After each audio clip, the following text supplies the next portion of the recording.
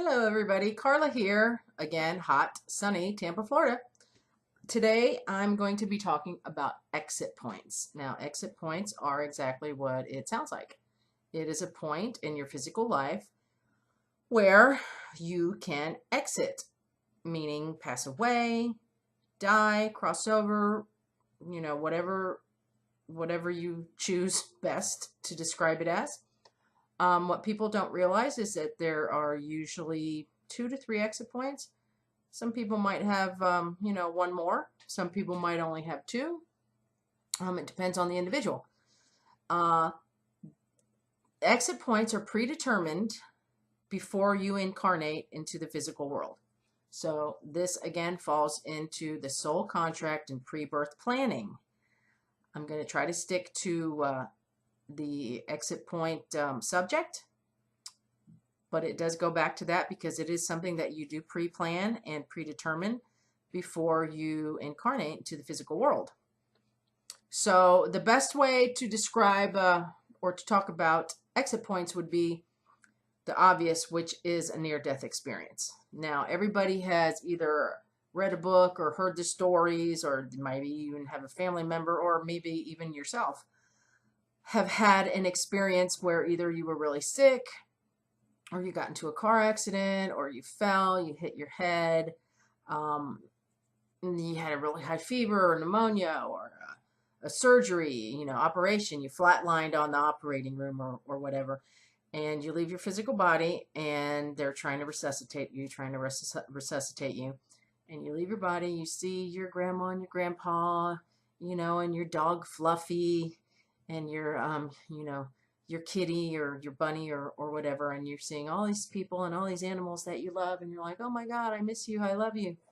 And you're hanging out with them and they say, oh, sweetie, you know what?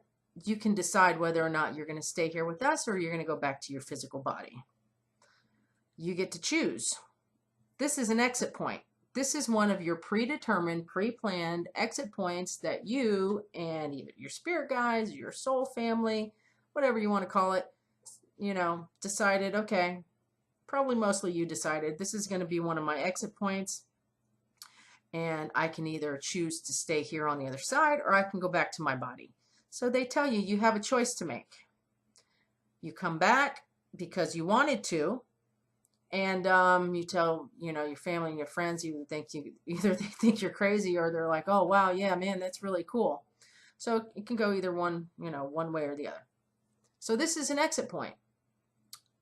Once you have ran out of exit points and you're at your last exit point, if this happens again, they say, yeah, you can't go back. This was, this is it. This is your last point of exit. This is the one that you have to take.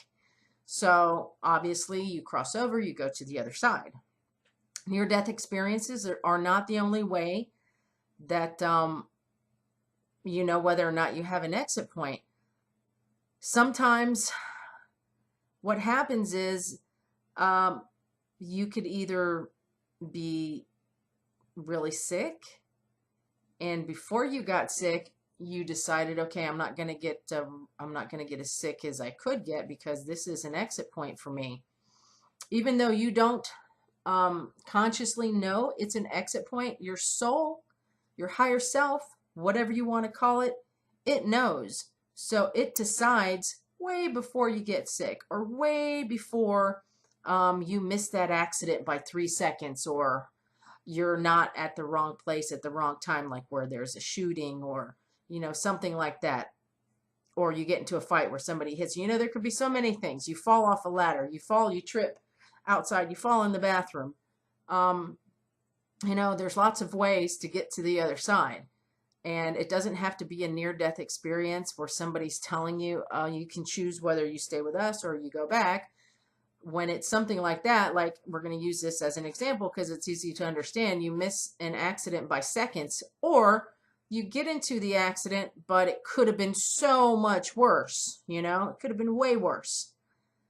Before that actually happened, your higher self, your soul, unconsciously or subconsciously, you made that decision, yeah, I'm not going to take this exit point. I'm I don't want to. I want to hang out here. I want to be with my family physically. I want to hang out with my friends. I want to have another beer. I want to eat cake or whatever. So you say, no, I'm not going to take that exit point.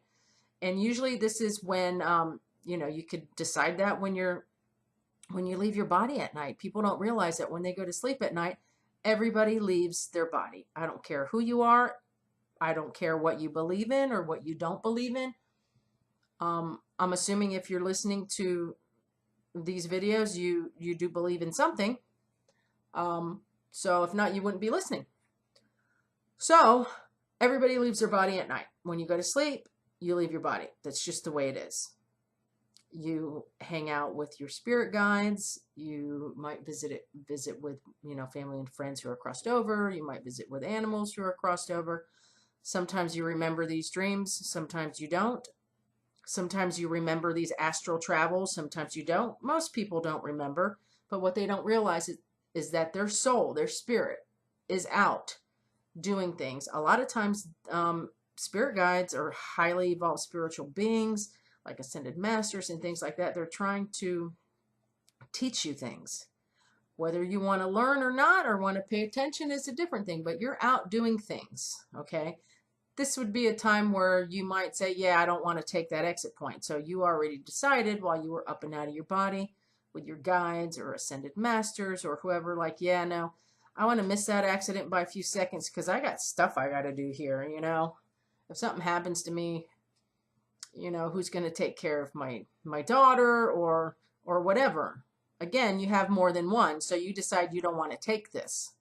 So it's not a near-death experience, but it's something that you've already chosen you're not going to take. So whatever the action was that could have taken your life, either, a fall or just getting sick. People die from pneumonia, they die from the flu, they die from all kinds of stuff. Or whatever that action might be. You decided, no, I'm not going to take it. People don't know. They don't. Most people don't. Most people do not know that you have more than one point in your physical life where you could have crossed over. Once you get to the last exit point, obviously there's no choice to be made. You got to go.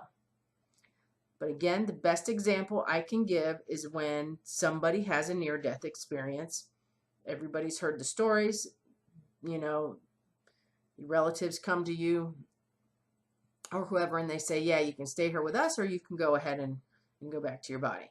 So, the moral of the story is we all have more than one point in our physical life where we can exit. And we choose whether we're going to exit or not. I'm sure most people that are adults already, in their 40s or 50s or whatever, or hell, even their 30s. Things happen to young people all the time. They've already come across an exit point. Maybe some people only have one because that's the way that they planned it. Like, a child that dies at 5 or 12 or whatever. Maybe they only planned one exit point and that was it for them. That's all that they wanted. Again, this comes back to pre-birth planning and soul contracts. It's very tragic when somebody loses a child. It's the hardest, it's one of the hardest losses I've seen. It's the most difficult reading to do is when someone loses a child. Because in the parent's eyes, you're not supposed to outlive your children. But it was part of their contract. It was part of their soul contract. Everybody agreed to it, believe it or not. I know people are going to say, my sister. Something always exciting happens during a YouTube video. Let me let that ring for a minute. And anyways, to wrap this up, last time Simba was barking and now it's my sister calling. So everybody has more than one exit point. And yeah, I'll just leave it at that because now my mind is blank. And hopefully this helps some people. If anybody has any questions, again, all my information's on here. Email me. Send me a message on YouTube or whatever, and I'll talk to you guys later. Have a good day.